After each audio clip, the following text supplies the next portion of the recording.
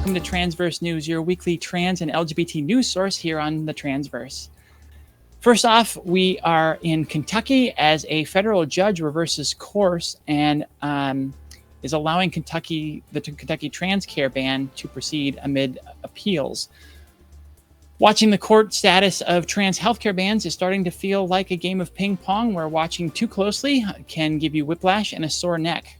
Reuters is reporting that on Friday, July 14th, U.S. District Judge David Hale ruled that Kentucky can enforce its law banning the use of puberty blockers and hormones for transgender children while it appeals his earlier order blocking the law. A few weeks ago, Hale had ruled that the ban likely violated the U.S. Constitution.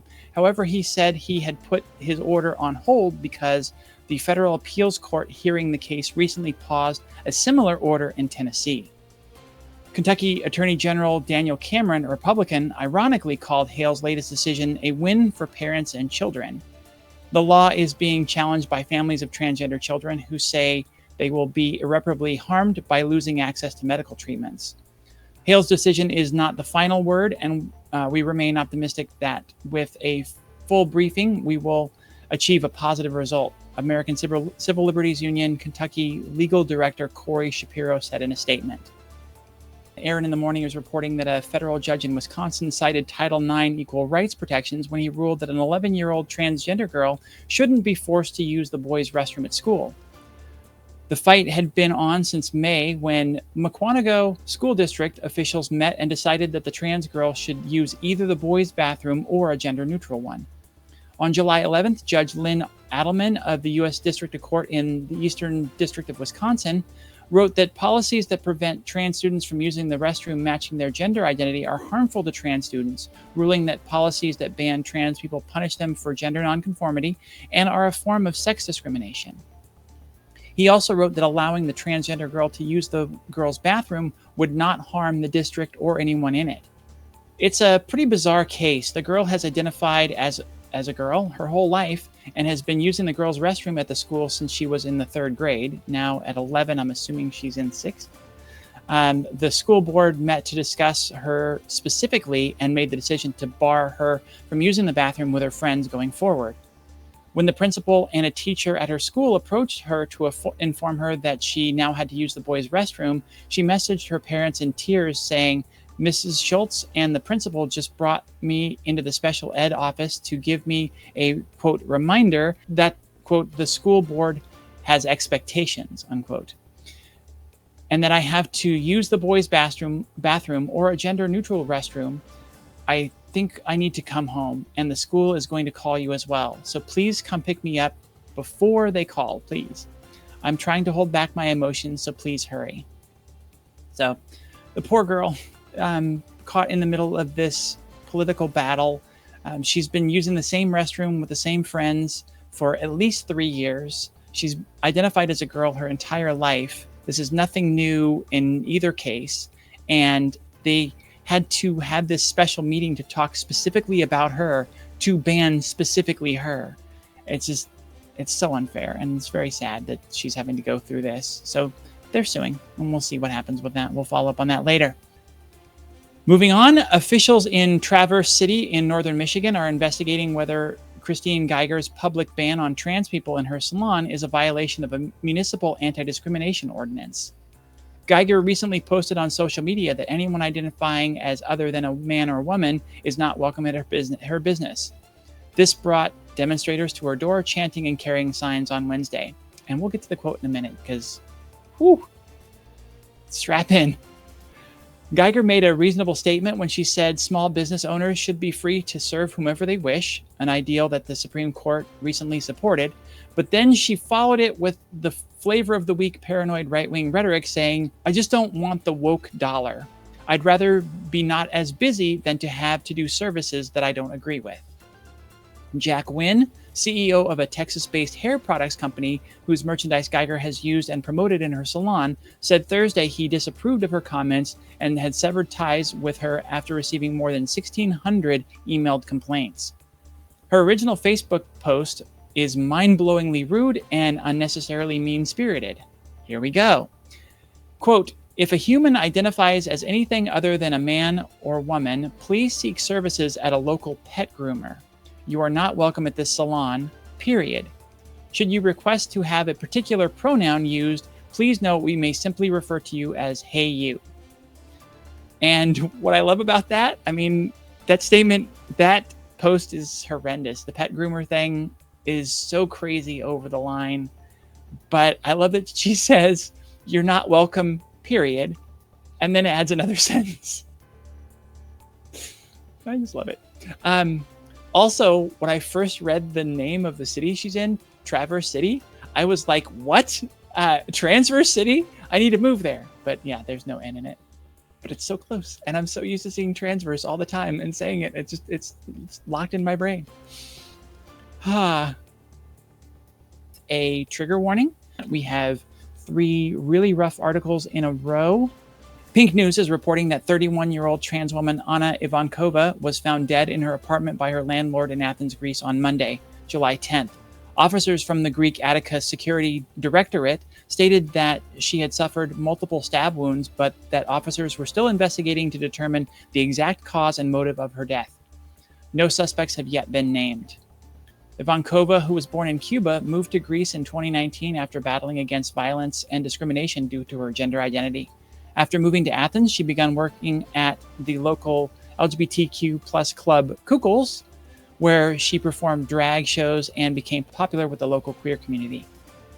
Anna Apergi, the president of the Greek not-for-profit Transgender Support Association, said that Ivankova had been misgendered by many news outlets, but the fault of that lies with the Greek police who misgendered her in their original press release. Moving to Portland, Oregon, according to Pink News, a Portland, Oregon man is being described as a protector and a hero after he was tragically stabbed to death while standing up for a trans colleague. Colin Smith was standing with coworkers outside the High Dive Bar in Portland when Ronique Jackson, a 24-year-old man, became hostile towards a transgender colleague of his. Smith's former girlfriend, Paulina Solis, said that the group was having trouble with Jackson, who had been touching the trans girl inappropriately. Once the man turned belligerent, Smith stepped in to protect the girl and was stabbed repeatedly.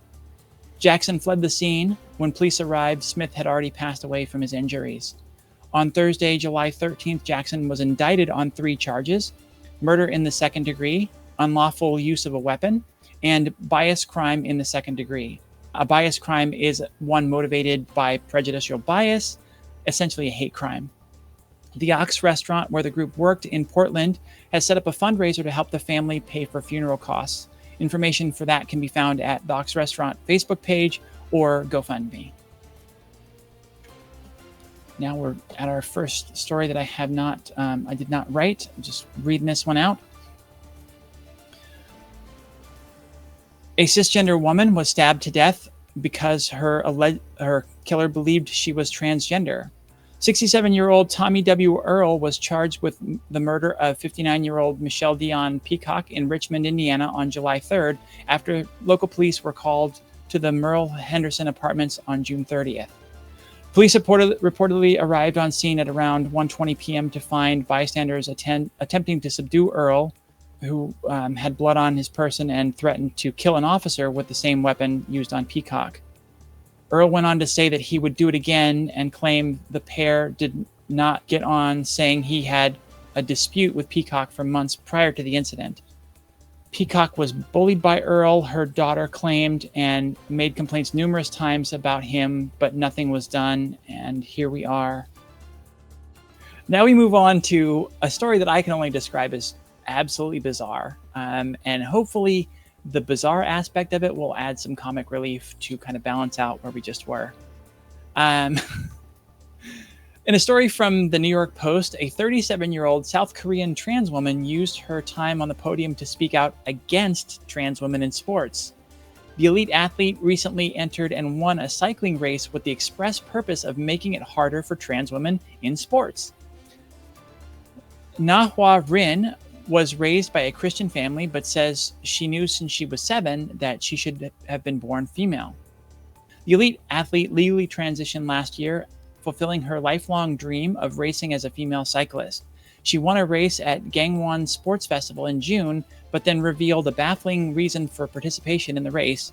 She set out to win the race to prove that someone assigned male at birth is physically superior to someone assigned female.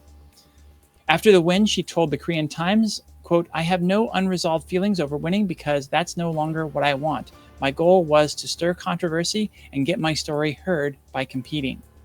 She went on to say, quote, "I am not proud of myself at all. I believe that other transgender athletes would feel the same way. They may not want to admit it, but they're being selfish. There is no honor as an athlete in that." The stance is just so strange. She was elated to finally have been recognized as a woman in her sport and took that opportunity to then deride others who would try to achieve that same right and that same accomplishment. She is competing in a female sport. As far as I understand it, she transitioned last year, so she's competing in a female sport after only 1 year on HRT, which multiple studies have shown is not enough time for the effects to fully take hold. Remember that when the NCAA controversy came up, it was already a rule that a trans woman competing had to have been receiving hormone replacement therapy for 2 years, which is when most studies confirm that a trans woman is on equal footing with a cis woman. So what she's done essentially is to confirm the science, I guess, while trying to hurt other trans people. Her argument also completely ignores the fact that someone assigned male at birth who doesn't go through male puberty gains zero physical advantage over cis women, and also the fact that this issue needs to be looked at on a case-by-case basis. This isn't something we can just make blanket decisions on. In another cycling story, NBC News is reporting that transgender female athletes who transition after going through male puberty will no longer be able to compete in women's races according to a new decision by UCI, the World Cycling Governing Body. The decision came after rider Austin Killips became the first openly transgender woman to win an official cycling event this year. In a statement, the organization said, "From now on, female transgender athletes who have transitioned after male puberty will be prohibited from participating in women's events on the UCI international calendar in all categories in the various disciplines." Ironically, UCI said the ban, which took effect today, was necessary to ensure equal opportunity. Killips won while adhering to the policy set forth by UCI last year, which includes a requirement that female trans athletes have serum testosterone levels matching cis female levels for at least 24 months before competing. Again, the whole thing is about whether or not you've gone through male puberty, but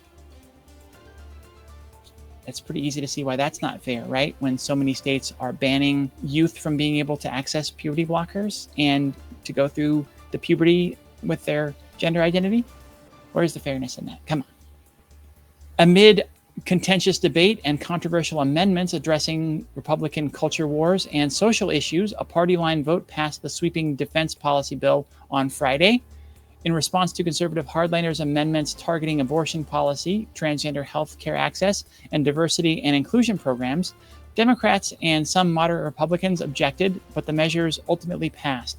A fierce battle will now be fought in the Democratic-controlled Senate.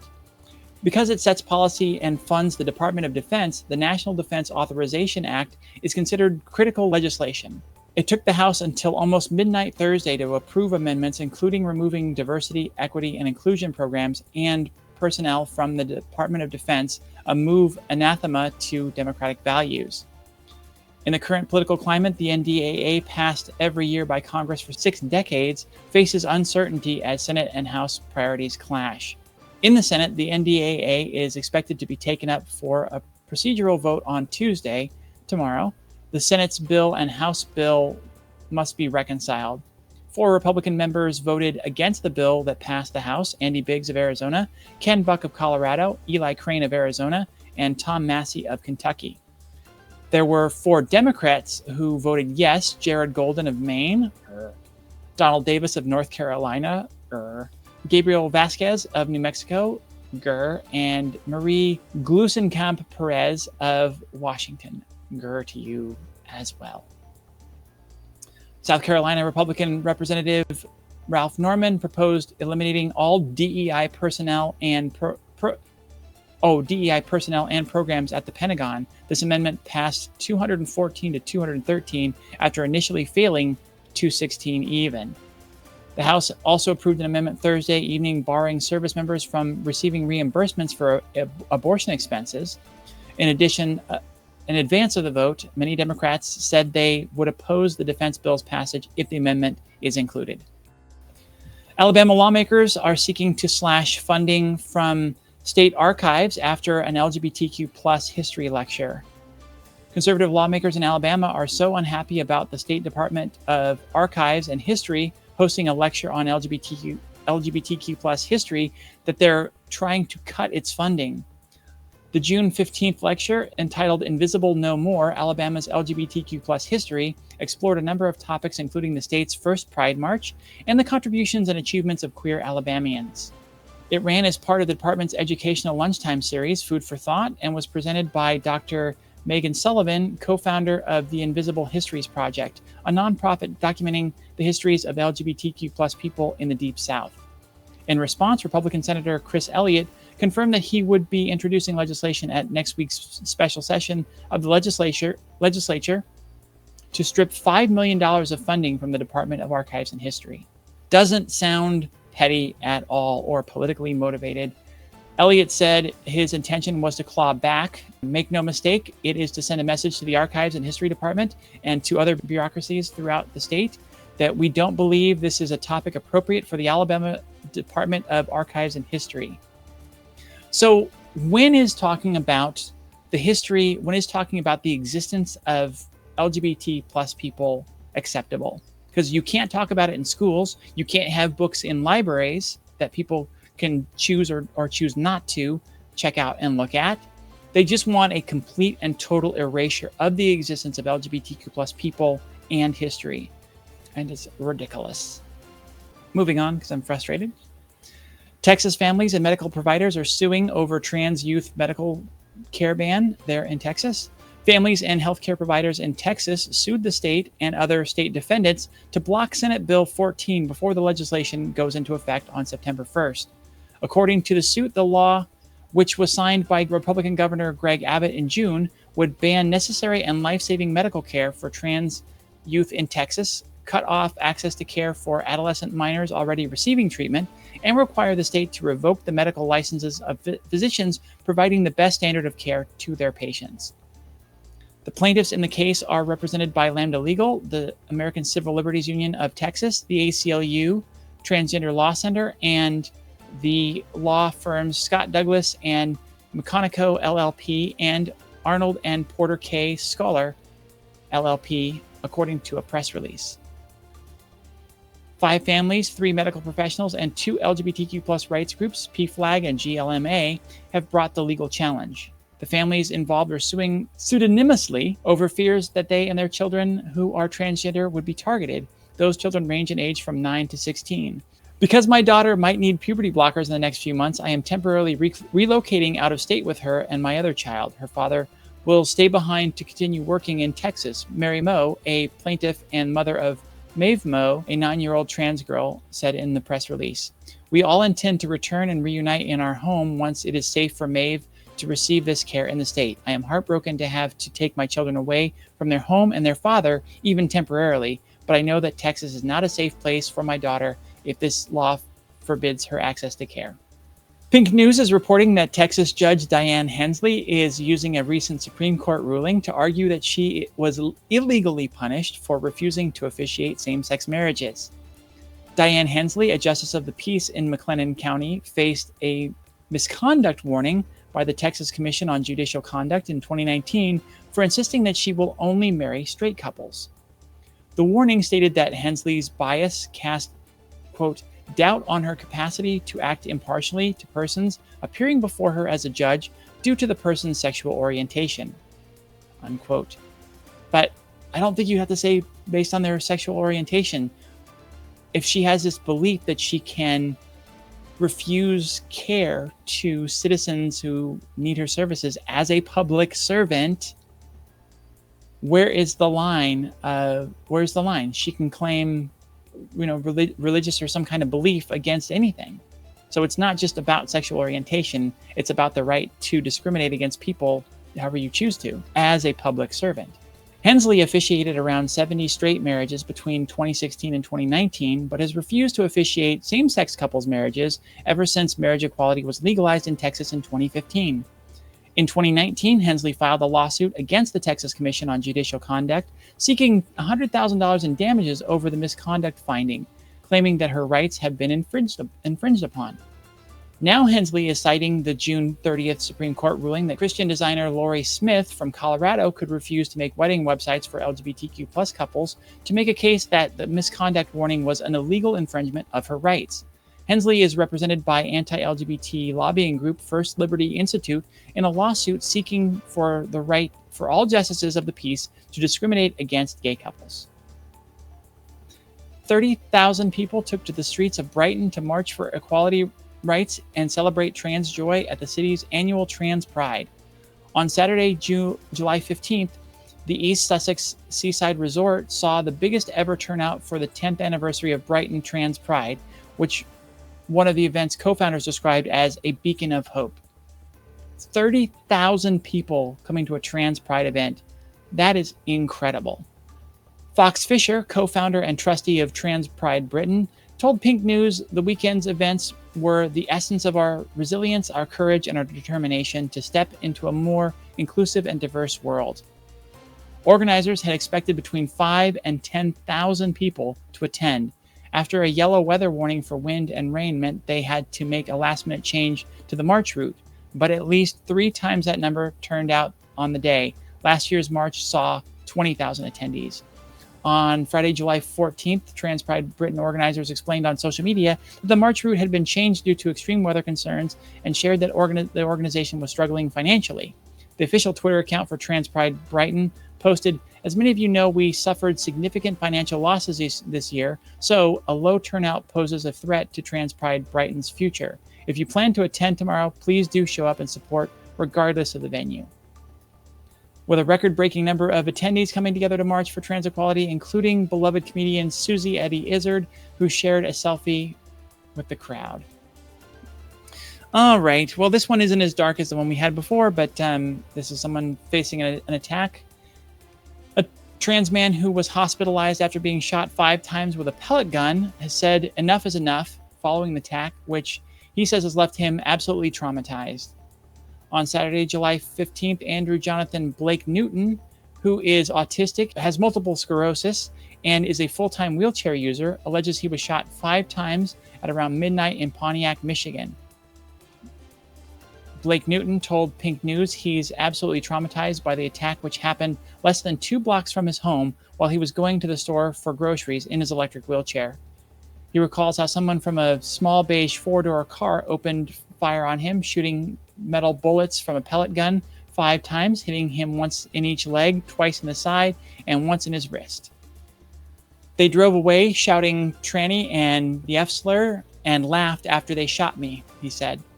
After being shot, he said he was in shock, adding, "All I could feel was fear, and I fled. I felt like there was a spotlight on me, and I needed to get off the sidewalk and onto my street." Almost half of millennials believe deliberate misgendering should be a criminal offense, a recent study finds. Almost half, 44% of young people in the U.S. believe intentionally misgendering someone should be a criminal offense, a poll for Newsweek found. With Twitter now opting to freely permit misgendering and dead naming within its hateful conduct policy under CEO Elon Musk, 44% of those aged 25 to 34 believe referring to someone by the wrong gender pronoun should be a criminal offense. According to the survey, around a third, 31% of Americans within the age group disagree that misgendering should be a crime, with the remainder saying they neither agree nor disagree or I don't know. The poll also asked Americans of all ages if they would intentionally misgender someone, with 17% saying they would. 17% of people are complete a-holes, huh?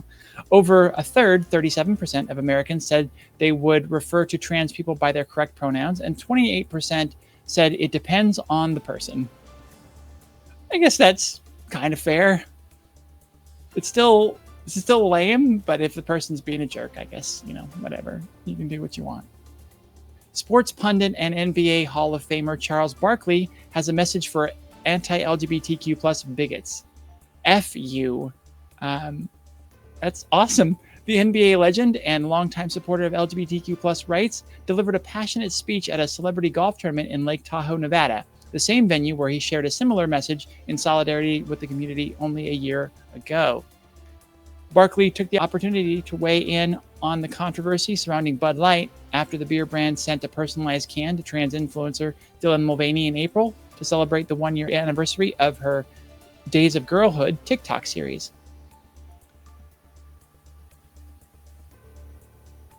The 60-year-old former NBA star made it clear that he has no time for bigots who avoid Bud Light because of the Mulvaney collaboration. In a speech at the American Century Celebrity Golf Championship tournament, he said, "I want y'all to drink this effing beer. I got 3 cases of Bud Light. And I want to say this, if you're gay, bless you. If you're transgender, bless you. And if you have a problem with that, F you."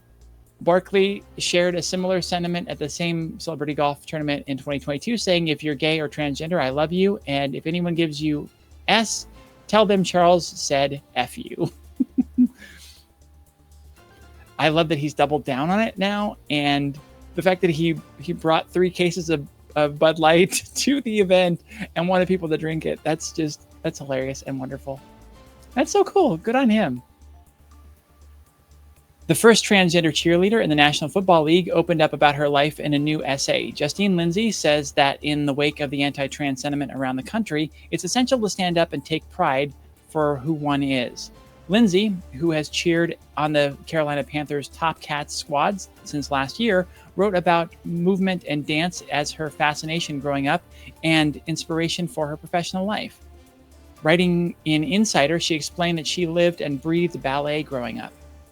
"I'd go to the computer almost every day trying to connect it to the internet through AOL, and I'd watch video after video to learn everything I could, from arm movements to leg and feet placements," she wrote. Eventually, dance would lead her to try out and be accepted into the Top Cats as the first trans person to cheer for the professional football team.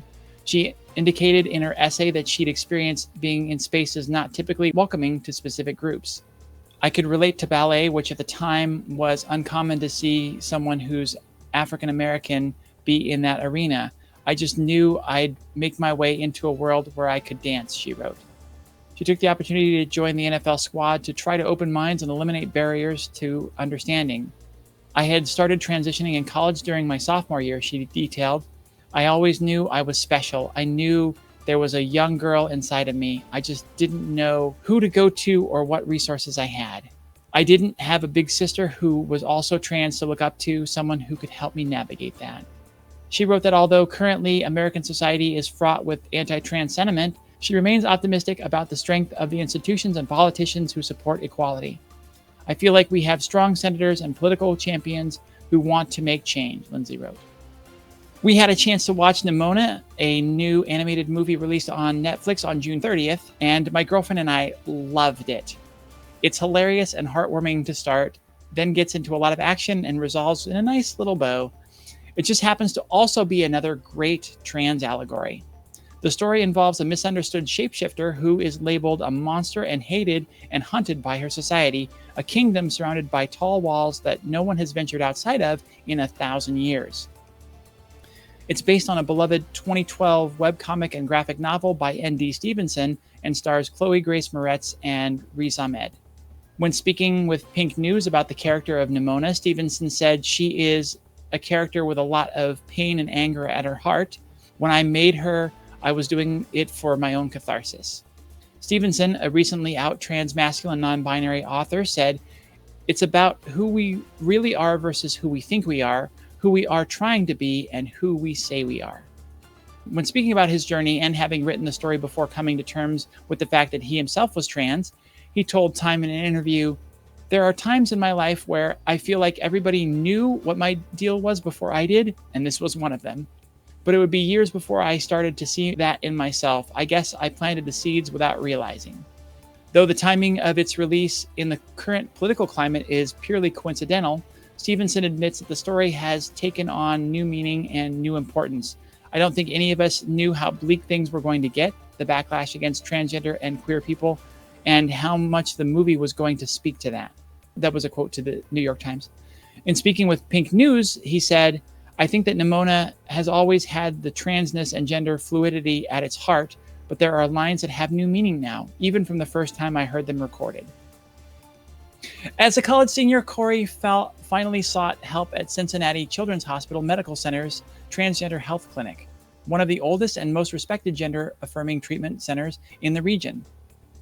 Today, she's thriving in her career as a chemical engineer and is engaged to be married in September.